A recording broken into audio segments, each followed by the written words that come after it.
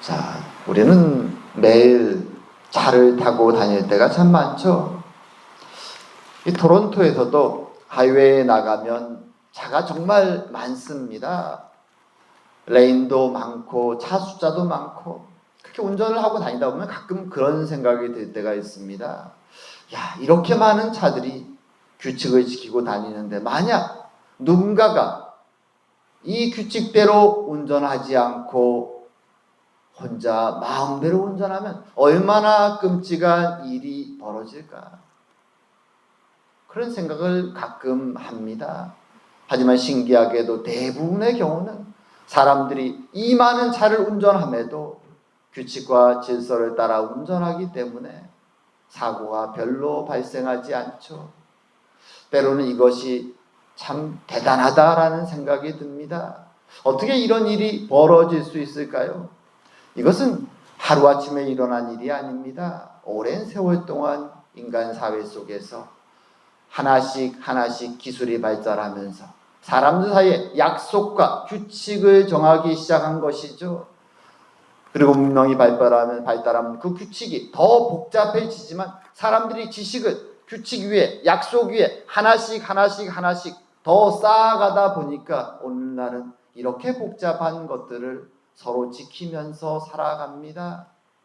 그래서 이런 복잡한 세상 속에서 사고 없이 지나가는 것에는 사람들 사이에 존재하는 약속이 있고 규칙이 있고 그 규칙에 대한 서로의 믿음이 있는 것입니다. 믿음이 없으면 불안해서 이 혼란스러운 세상을 살아갈 수가 없습니다. 이 규칙이 전쟁이든 어떤 이유로 무너지기 시작하면 세상은 온통 혼돈이 되죠. 전쟁을 경험한 사람들은 그 혼돈의 의미가, 무질서의 의미가 무엇인지 잘 알게 됩니다. 모든 것이 무너집니다. 어떤 면에서 우리가 살아가는 이 신앙생활에도 그런 면이 있습니다. 하나님은 우리 모든 사람들, 인류를, 창조물들을 이 세상에 창조하셨습니다. 그리고 인간 마음속에 양심을 주셨고 하나님의 질서를 깨달을 수 있는 마음을 주셨습니다. 사람들 마음속에는 하나님이 누구신지 알았고 그래서 그 사이에는 약속과 규칙들이 정해졌죠. 창세기를 읽으면 앞부분에 등장합니다. 하나님과 그의 백성 사이, 아담과 하와 사이에 있었던 약속과 규칙과 질서들이 있습니다. 모든 것이 평화로웠습니다. 사람들은 하나님이 정해준 규칙 안에서 거룩과 사랑으로 살았습니다. 하지만 하나님처럼 되고 싶다라는 뱀의 유혹에 그 약속을, 그 질서를, 규칙을 깨버리자 인간과 하나님과의 관계가 깨어졌습니다. 그리고 성경은 말하죠. 그들의 눈이 띄어서 자신들이 벗은 것을 보았다.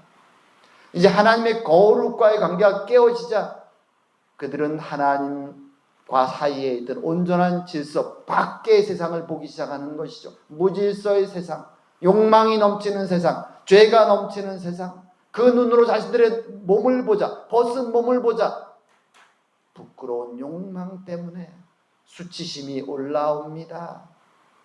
그리고 하나님이 오시자 숨습니다. 그리고 그 이후로 그들은 낙원에서 추방되어 무질서한 세상을 살아갑니다. 때로 사회가 서고 질서가 서고 때로 그 질서가 잘 유지되는 것 같지만 인간의 욕망이 올라오면 다시 사람들은 무질서함 속에 전쟁을 일으키고 세상을 지옥으로 만들어버리는 일들이 반복됩니다. 하지만 하나님이 찾아오시죠. 그리고 그의 백성을 부르시고 다시 언약을 맺고 이제 그들과 함께 규칙을 주시고 하나님의 생명의 길로, 거룩의 길로 그들을 불러주십니다. 그것이 오늘 본문의 내용입니다.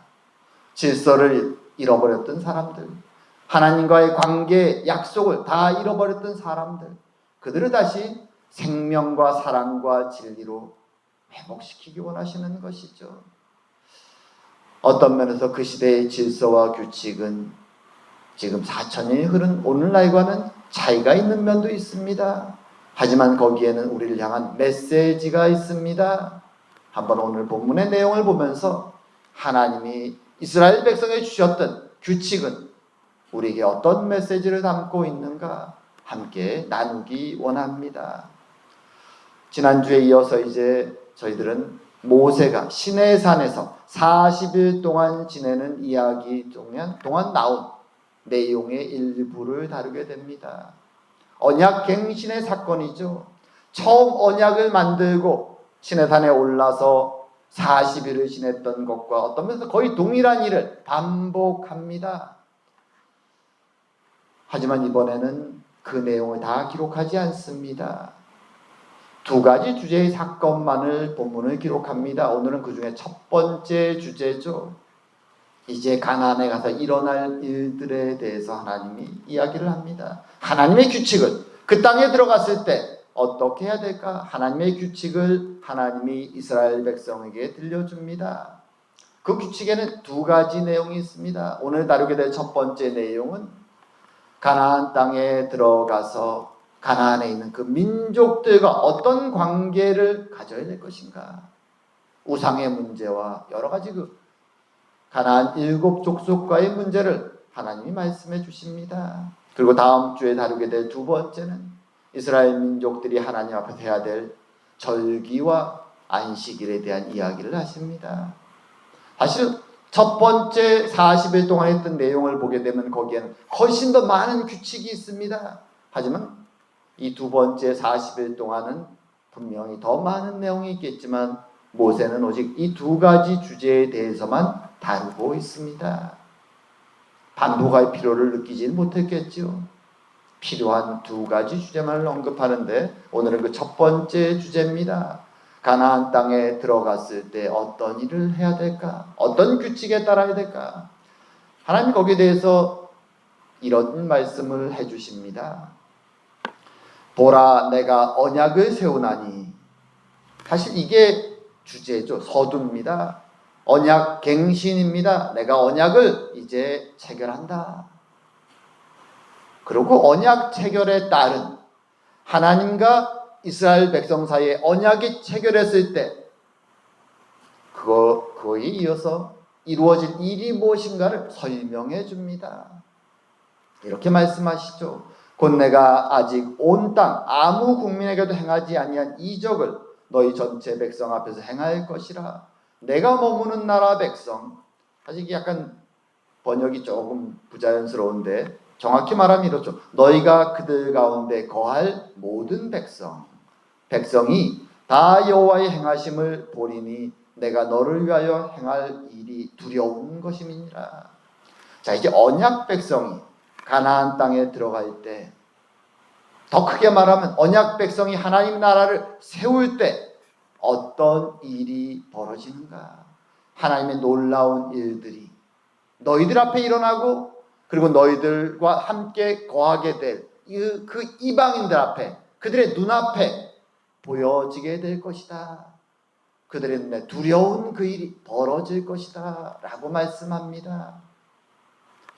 사실 이것은 굉장히 포괄적인 말씀이지만 하나님의 백성들이 해야 될 어떤 면에서 사명, 정체성이라고도 말할 수 있는 그 내용에 속합니다. 언약을 체결할 때 하나님이 출애굽기 20장에서 그들을 3가지 타이틀로 부르십니다. 너희들은 나의 귀중한 소유가 될 것이고, 그게 첫 번째였고요. 하나님의 소유. 두 번째는 제사장의 나라가 될 거다라고 말합니다. 어떤 면에서는 창세기 12장에서 아브라함에게 처음 약속을 줄 때 말한 것처럼 세상 가운데 너희들이 복의 근원이 될 것이다 라고 얘기했던 것처럼 중보자의 역할을 하는 것, 그 제사장의 나라라고 말씀하셨죠. 세 번째로 얘기했던 것이 거룩한 백성이 될 것이다 얘기했습니다. 지금 오늘 이 일은 하나님이 행하실 세상 사람들 눈앞에서 하나님이 행하실 놀라운 일을 말하지만 이것은 동시에 어떻게 이 놀라운 일이 일어납니까? 그의 백성들의 순종을 통해서 이 놀라운 일이 세상 사람들 눈앞에서 일어납니다. 그리고 그 일을 하나님은 제사장의 나라의 사명이다라고 말씀해 주시는 것입니다. 우리는 항상 이 하나님의 일하심을 기억할 때 두 측면을 함께 기억하는 것이 필요하죠. 하나님이 세상에서 그의 백성을, 우리를 언약 백성으로 불러주실 때 우리는 항상 나 개인의 구원과 유익만을 생각하지만 하나님은 항상 너희들이라고 말씀하시죠. 나의 백성 이렇게 불러주십니다. 그리고 내가 이것을 한다라고 약속하시고 다른 한편에는 그 일을 어떻게 하시는가? 그의 언약 백성들의 순종을 통하여 한다라고 말씀하십니다. 세상 사람들의 눈앞에 하나님이 두렵고 놀라운 일을 행하시는데 바로 하나님의 백성들을 통해 해 나가십니다. 이것이 언약 백성에게 주신 다른 말로 하면 제사장의 나라의 사명이라고도 할 수 있습니다. 첫 번째 사명이죠. 자, 여기서 우리가 기억할 것이 있습니다. 그럼 실제로 가나안에 이들이 들어갈 때 어떤 일들이 벌어집니까? 출애굽기를 지나서 우리가 모세 오경을 읽다 보면 시내산을 떠난 이스라엘 백성들은 여러 가지 일을 경험합니다.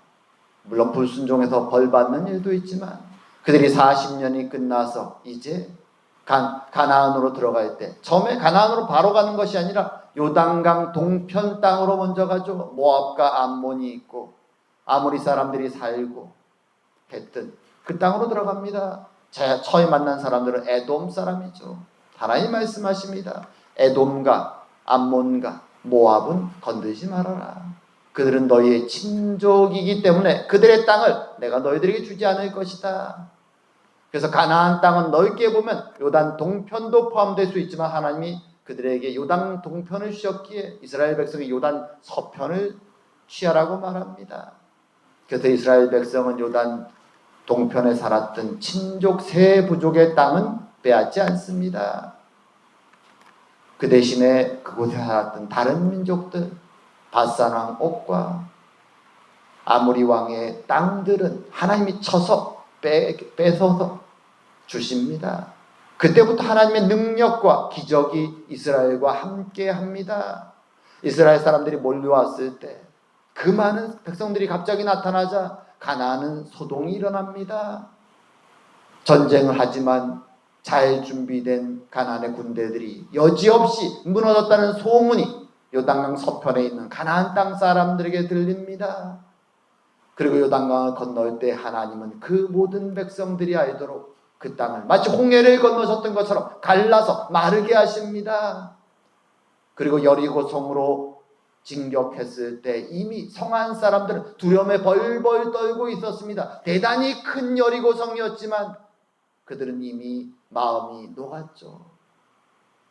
우리가 그것을 기생 라합의 입술을 통하여 듣게 됩니다. 스파이들이 그 여리고성에 들어갔을 때 기생 라합이 말합니다.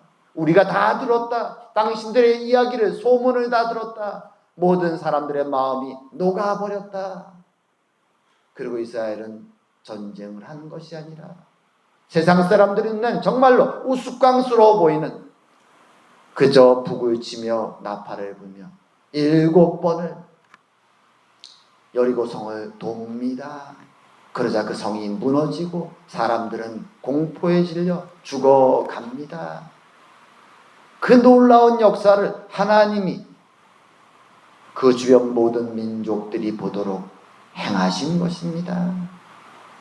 이것이 놀라운 하나님의 역사였습니다. 하나님의 백성들이 세상 앞에 무엇을 보여줄 것인가? 이것은 굉장히 중요합니다.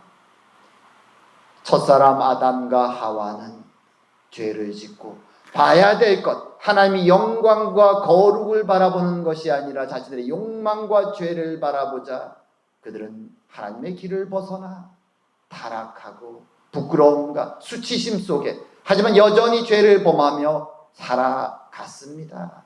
양심이 부끄럽고 찔리지만 죄의 손을 멈출 수 없었죠. 그것이 아담의 자손들이 살았던 인생입니다. 하지만 이제 하나님의 백성들에게 주어진 첫 번째 임무는 세상 앞에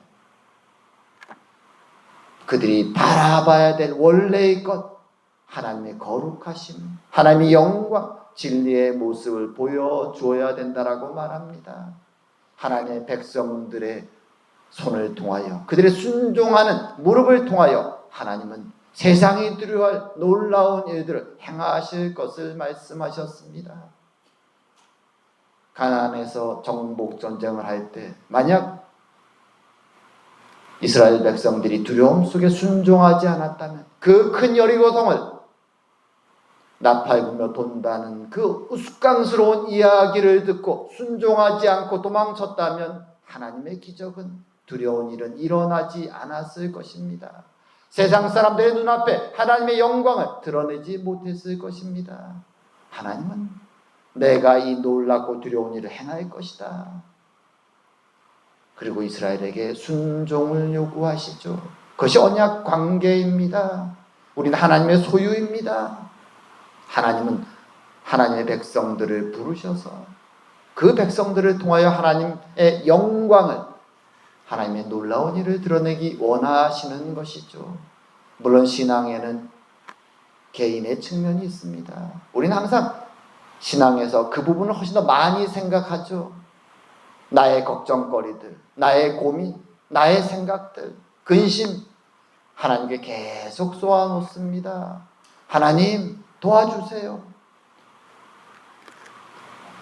너무 우리는 가끔은 그런 것들에 휩싸여 살다 보니 하나님의 백성을 부르신, 하나님의 부르심의 목적을, 언약 백성의 목적을 잊어버릴 때가 있습니다. 우리가 왜 교회로 함께 모여 있습니까? 우리는 하나님의 언약 백성이기 때문에 모여 있는 것입니다. 하나님은 우리를 통하여 세상 가운데 하나님의 영광을 드러내기 원하시는 것이죠. 하나님은 이것을 기억해야 된다고 오늘 명하시는 것입니다. 그리고 오늘 본문에서 두 번째로 사실 더 심각한 내용이 언급됩니다. 이렇게 말씀하시죠. 비슷한 내용이 몇 번이 반복됩니다. 오늘 짧은 본문에도 말이죠. 너는 스스로 삼가 내가 들어가는 땅의 주민과 언약을 세우지 말라. 그것이 너희에게 올무가 될까 하노라. 너희는 도리어 그들의 제단을 헐고 그들의 주상을 깨트리고 그들의 아세라상을 찍을지어다. 여기서 등장하는 바알과 아세라상, 가나안의 전통적인 신상들입니다. 우리가 항상 가나안 7 족속을 진멸하는 정복전쟁에 대한 언급이 나올 때마다 마음속에 한편에는 부담스러운 생각이 듭니다. 한편으로는 지금도 유대인들이 이런 본문을 마음에 품고 팔레스타인 사람들이나 주변 사람들을 학대하는 모습을 보면서 이건 뭔가 잘못된 것이 아닌가라는 생각이 들 때도 있습니다. 하지만 오늘날 이 시대의 이스라엘과 지금 본문에 등장하는 가나안 전쟁은 전혀 다른 배경이고 전혀 다른 메시지를 담고 있습니다. 단지 사람들이 잘못 이용할 뿐이죠. 왜 하나님은 가나안 7 족속을 다 추방하고 쫓아내고 때로는 진멸하라고 말씀하실까요? 왜 이렇게 잔인한 말씀을 사랑의 하나님이 주시는 것일까요? 여기에는 영적인 메시지가 있습니다. 왜냐하면 이 가나안 땅은 그저 아무 곳에나 존재하는 그런 땅을 상징하는 것이 아니라 무엇을 상징하는가? 바로 하나님의 나라, 하나님의 교회를 상징하는 것입니다. 하나님의 교회는 어떤 곳입니까? 거룩한 곳이죠. 지금 그 약속의 땅은 거룩한 곳이라고 하나님이 말씀하시는 것입니다. 그리고 이스라엘 백성들은 이 거룩한 땅에 하나님의 교회를, 하나님의 나라를 세우기 위해서 굉장히 오랜 세월을 고생하며 기다려왔습니다. 왜냐하면 하나님이 아직 때가 되지 않았다라고 말씀하셨기 때문입니다. 우린 창세기부터 출애굽기를 읽고 모세오경을 읽으면 그 역사를 보게 됩니다. 하나님이 아브라함을 부르셨지만 가나안 땅에 부르셔서 다시 그에게 주신 땅은 막벨라 굴, 정말 몇 평 안 되는, 오늘날 가도 무덤 몇 개 들어갈 자리밖에 안 되는 좁은 땅덩어리밖에 없었습니다. 분명히 하나님이 그 땅에, 그 약속의 땅에 나라를 세워주실 것이라고 약속했지만 아브라함 가족들이 지닌 땅은 정말 무덤 자리밖에 없었습니다. 지금도 그곳에 가면 사라와 아브라함과 그리고 그 자녀들의 무덤이 그곳에 있습니다. 오직 그 땅, 좁은 그 땅밖에 소유하지 못하고 그들은 200년간, 아브라함이 75세에 가나안에 들어왔을 때부터 해서 이삭이 60세에 두 쌍둥이를 낳았을 때부터, 그리고 그 땅에서 애굽으로 야곱이 이주할 때까지 130년을 살아가는 동안까지 합쳐서 200년이 좀 넘는 그 세월 동안 그들은 그 작은 땅덩어리 하나밖에 소유하지 못하고 나그네로 살았습니다. 그들의 인생에 얼마나 많은 고난과 어려움이 닥칩니까? 그리고 하나님은 그 200년이 지난 뒤에도 주시지 않습니다. 이미 아브라함에게 약속하셨습니다. 400년 동안 너희 자손들이 이방 땅에서 노예처럼 살다가 고생하다가 그리고 돌아올 것이다. 400년의 애굽 생활이 있습니다. 다시 광야의 40년이 지났습니다. 그러고 나서야 가나안으로 돌아옵니다. 왜 하나님이 이렇게 오랜 세월을 기다리게 하셨을까요? 아직 가나안 사람들의 죄가 관영하지 않았기 때문에, 죄가 아직 차지 않았기 때문에, 심판을 내릴 때가 되지 않았기에 하나님은 기다리신 것입니다. 그리고 가나안의 7 족속의 죄는 그 시간 동안, 아브라함 때부터 계산하면 거의 600년이 훨씬 넘는 긴 시간 동안 계속 쌓여갑니다. 온갖 종류의 우상을 만들고 음란하게 그 신을 섬기고, 때로 위기에 처하면 자식을 제물로 바치며 인간이 하지 말아야 될 악한 일들을 행하며 그 죄의 일을 쌓아왔던 것입니다. 그리고 이 시간이 다 찼을 때 하나님의 백성들은 고난의 시간을 마치고 그 약속의 땅에 옵니다. 그리고 하나님의 징계의 수단이 되어서, 심판의 수단이 되어서 그 악한 가나안 사람들의 죄를 벌하게 되는 것입니다. 그래서 어떤 면에서 가나안에서 있었던 그 징벌 전쟁은 하나님이 종말에 어떻게 악한 자들을 벌하실 것인가를 상징하는 사건이 되기도 합니다. 그리고 더 나아가서 우리가 기억할 것은 그저 나라와 나라 사이의 싸움이 아니라 하나님의 교회를, 거룩한 나라를 세우시기 위한 하나님의 상징적인 사건이라는 것을 우리는 기억할 필요가 있습니다. 그들과 특별히 언약을 맺지 말라고 말합니다. 가나안의 7 족속, 그 타이틀을 지니고 있는 자들과는 언약을 맺지 말라고 말합니다. 이것이 무슨 말입니까? 족속과 족속 1대1로 말하자면 평화 조약을 맺는 것입니다. 우리가 서로를 해치지 말고 형제처럼 두 부족이 함께 어울렁더울렁 살아보자. 그것이 언약이죠. 하지만 가나안 족속들은 우리가 성경에 잘 아는 것처럼 바알과 아세라를 섬기고 온갖 잡신을 다 섬깁니다. 물론 각 도시마다 주신이 있습니다.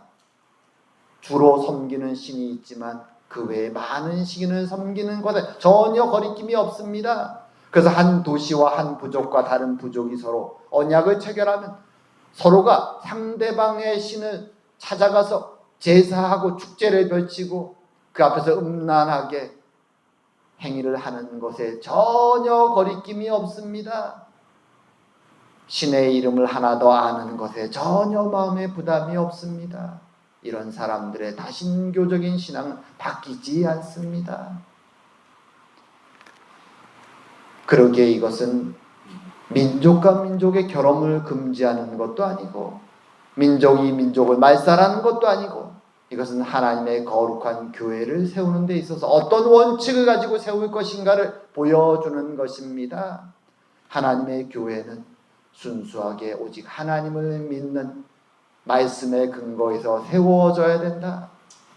그 안에 그저 어울렁더울렁이 좋다고 아무나 다른 신을 믿는 사람들을 다 받아들여서 그저 앞에 타이틀만 하나님을 믿는다라는 것으로 섬기면 안 된다라고 하나님은 말씀해 주십니다.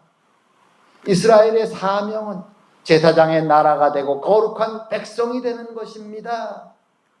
그런데 시작부터 만약 가나안 족속과 언약을 맺는다면 그들의 사명은 물거품이 되는 것이죠. 그들을 통하여 세상을 축복할 하나님의 계획도, 다시 사람들을 생명으로 불러올 모든 계획이 다 무너지는 것입니다. 그래서 세상 사람들 눈에 잔인해 보이는, 너무 하나님이 엄격하다고 말해 보이는 그 일을 하나님은 이스라엘을 통하여 행하게 하신 것입니다. 오랜 기다림 뒤에 말입니다. 하지만 이스라엘 백성들은 우리가 하는 것처럼 하나님의 명령에 순종하지 못합니다. 전쟁을 싸워나가는 것은 순종만 하면 하나님의 승리를, 기적을 보여주시지만 그들은 금방 지칩니다. 그들의 마음에 두려움이 찾아옵니다. 게으름이 찾아옵니다. 이 정도면 됐지. 중요한 도시 몇 개를 차지하고 정착한 뒤에 주변 사람들과 적당히 어울려 살기 시작합니다. 그것이 사사기의 모습이죠. 사사기에서 계속 반복됩니다. 우린 기드온, 그 중에 기드온의 예를 한번 들어볼까요? 기드온이 하나님의 부르심을 받았을 때 기드온의 마을에는 바알과 아세라 상을 섬기고 있었습니다. 사람들이 두려워 기드온이 몰래 밤에 가서 그 제단을 무너뜨리고 아세라 상을 다 쪼개버립니다. 그러자 그 다음날 자신들이 이스라엘 사람이라고 하나님을 믿는다고 말하는 그 마을 사람들이 누가 이 상을 부쉈냐고 그를 잡아 죽이려고 합니다. 그때 아들을 살리기 위해서 기드온의 아버지가 나와서 그렇게 말합니다. 바알이 정말 신이라면 바알이 자신을 부순 그와 싸우게 하라. 왜 너희가 신을 대신해 나와 이렇게 그를 죽이려고 하느냐라고 책망합니다. 그것이 사사기 시대에 소위 하나님을 믿는다고 말했던 이스라엘 사람들의 모습이었습니다. 솔로몬 시대에도 또 반복되죠. 솔로몬은 주변 나라들과의 평화를 위해서 주변 나라의 모든 공주들과 결혼을 합니다. 정략 결혼이죠. 무수히 많은 주변 나라의 공주들이 자신들의 신상을 하나씩 가지고 결혼을 해서 예루살렘에 옵니다. 솔로몬은 관대하게 그들에게 각자에게 신상과 제단을 세우고 예배를 드릴 수 있는 처소를 만들어 줍니다. 그리고 그의 그 다양한 아내들은 솔로몬의 손을 붙잡고 유혹하며 각자 자신들의 신상에 가서 함께 예배를 드리자고 말하죠. 그것이 솔로몬의 타락의 원인이었습니다. 하나님은 그 결과를 너무나도 잘 알고 계셨습니다. 인간의 연약함을 알고 있었죠. 타락되고 음란한 세상의 제사 방식이 얼마나 이스라엘 백성들을 유혹할지를 하나님 알고 계셨습니다. 오늘날로 말한다면 교회 안에 절에 다니고 무슬림을 믿고 다른 종교를 믿는 사람들이 그저 괜찮아 다 들어와서 함께 모여서 지내자라고 말하는 것과 같습니다. 앞에는 십자가가 있고 하나님을 예배한다고 말하지만 각자 소견에 오른 대로 믿음을 가진 사람들이 모여있는 곳, 그것이 교회일까요? 하나님은 그런 식으로 하나님 나라가, 하나님의 거룩한 백성들은 세워져서는 안 된다라고 강력하게 경고하시는 것입니다. 하나님의 나라는 오직 말씀에 의존해서 서로 사랑하고 말씀 안에서 하나 되고 그렇게 교회를 세우라고 말씀하시는 것입니다. 이 시대에도 여전히 동일합니다. 하나님의 백성들이 거룩의 길을 가는 것은 쉽지 않습니다. 거룩한 백성이 되는 것은 참 어렵습니다. 그러기에 우리 하나님은 독생자 예수 그리스도를 이 땅에 보내주셔서 그의 십자가의 죽으심으로 그의 거룩한 백성을 이루셨습니다. 그리고 이제 그 십자가를 붙잡고 함께 모여 사랑하고 섬기며 진리 가운데 한 백성이 되라고 말씀해 주십니다.